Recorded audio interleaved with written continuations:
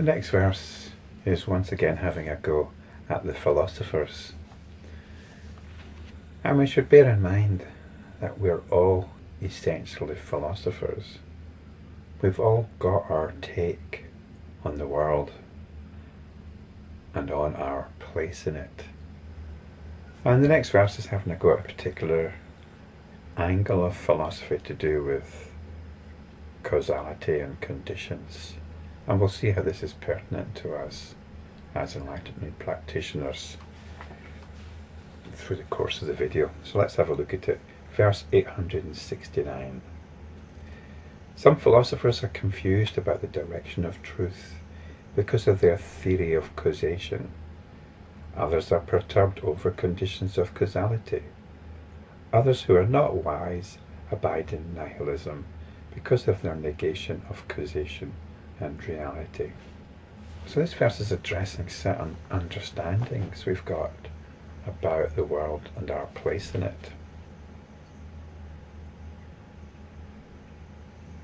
Now the first part of this verse talks about the direction of truth. And this is where we as philosophers stumble at the first hurdle. There's that famous expression, the truth is out there. It's not. The truth is not even in here.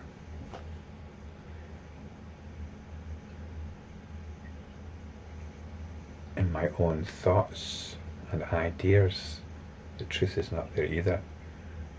And as you know, if you've been following these videos, mind and thoughts are as much out there as the rest of the world.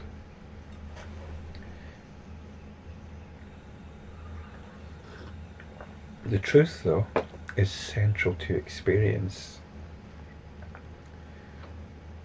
And this is awareness.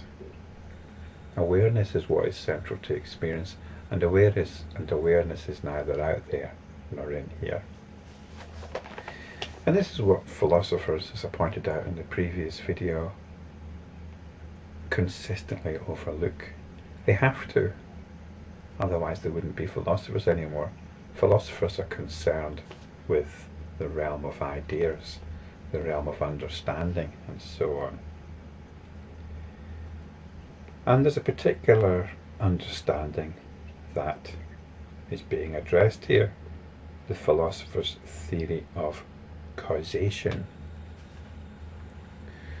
And this is really an obsession with the past and the future. In traditional terms, in terms of this cultural context of this verse, it would be concerned with reincarnation.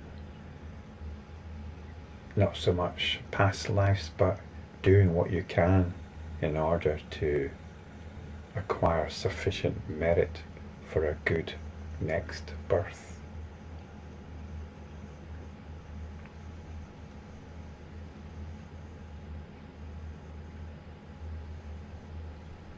So this is what a lot of spirituality can be about. It's about the acquisition of merit. It's about being a good person so that you're setting up the conditions for a better birth in the next life. This is at the heart, actually, of much religious belief. Even if you don't believe in reincarnation, if you belong to one of the Middle Eastern theistic or so-called Abrahamic religions, you'll be angling for a place in paradise. I don't think the Jews go in for that much. They're much more focused on their identity in terms of the past. But I might be wrong about that. So this is the theory of causation. The idea that you're here as a result of your past behaviour, and your future will also be a result of your current behaviour. This has got nothing to do with liberation. Others are perturbed over conditions of causality.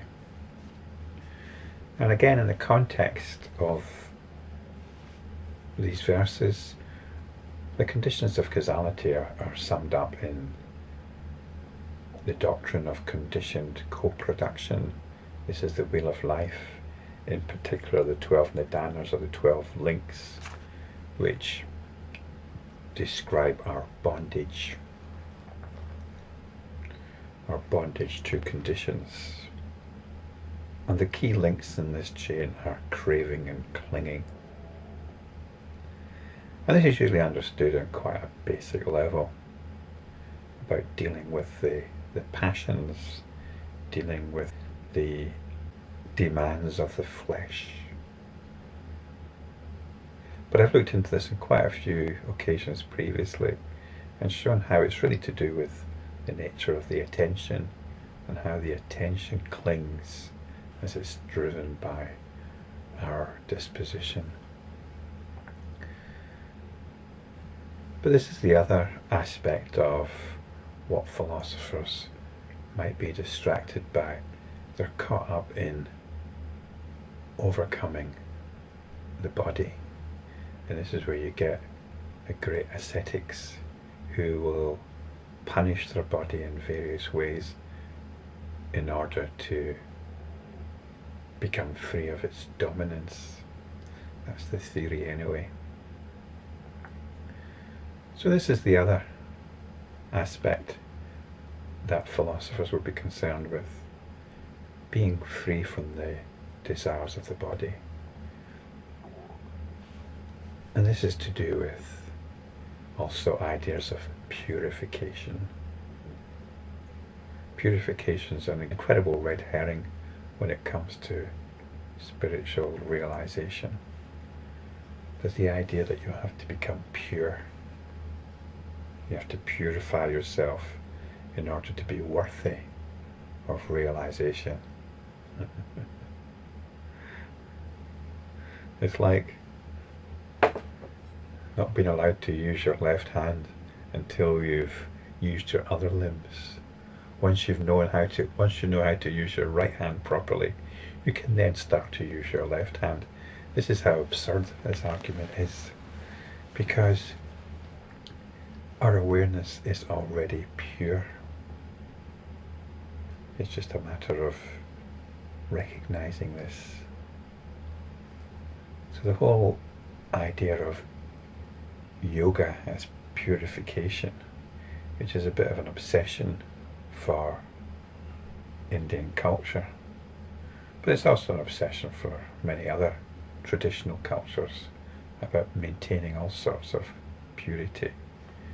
Purity of body, purity of tribe, purity of family, and so on. So this is another way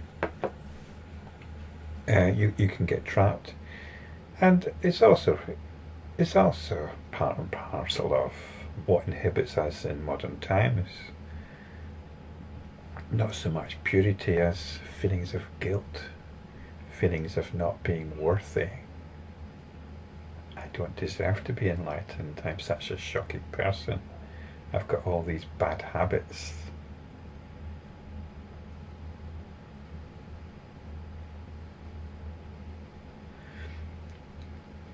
The way around this is to realize that enlightenment is not about you. It's not you that gets enlightened. When you feel guilty and not worthy, all you're doing is reinforcing the ego mind.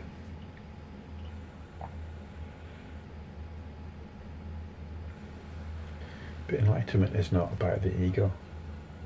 You need to drop all of that. So this is very practical, isn't it, and very relevant. Others who are not wise abide in nihilism, because they're negation of causation and reality. And there'll be those that are looking for a better deal. They see what the world's got to offer and they think it's all awful.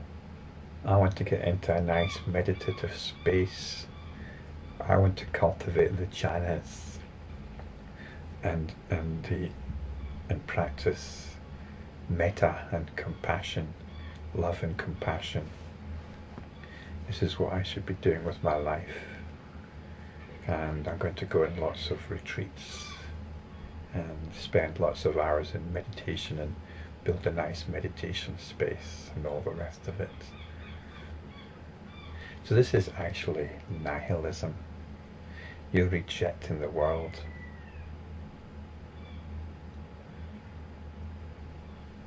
Now you can make yourself a nice space, nice meditation space and all the rest of it.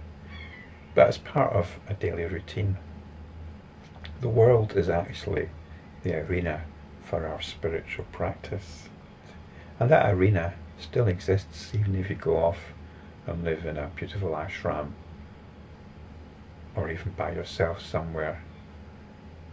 You still have to deal with the world in the form of other people or your own mind and your own body and your own psychology, your own sensibilities. So this is all about the confusion of the philosophers. They are the nets that we get trapped in.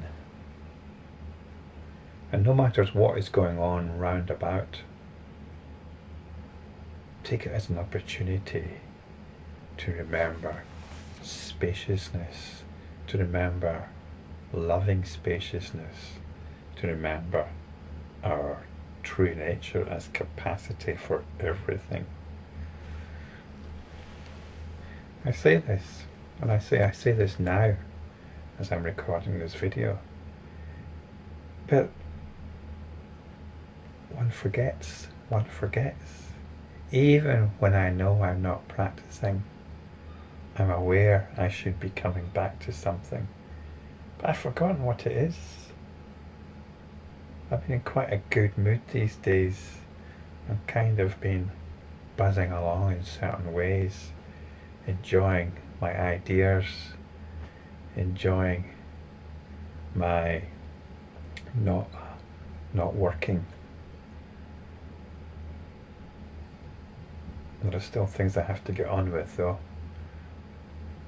And I've been getting on with them, although there's still some avoidance that actually is what bothers me the most.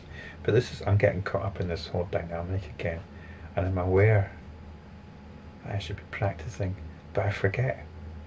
What should I be practicing? What is it? I forget. Because this is such a subtle thing. I remember clearly once again as I come to sit and record these videos. But once I've finished, and there's things I've got to get on with, things I've got to think about,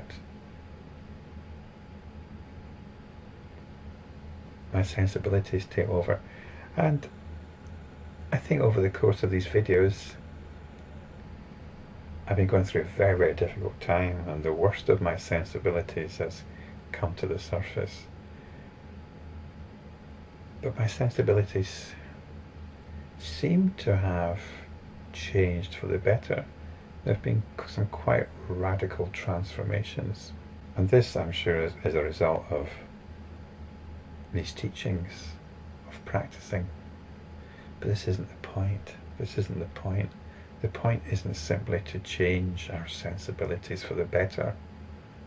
This is what the philosophers would be happy with. The point is to continually look beyond your sensibilities. But I think what's been happening is because my sensibilities seem to have been changing, my fundamental mood tone seems to have become more positive.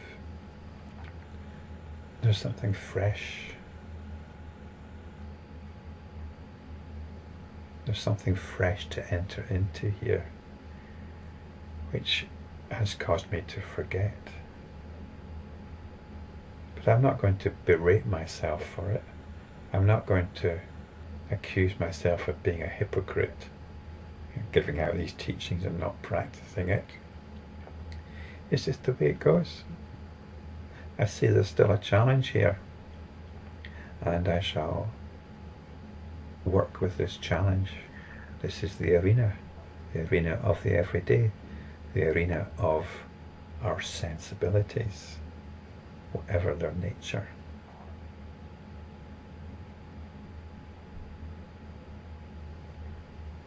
So on we go, on we go.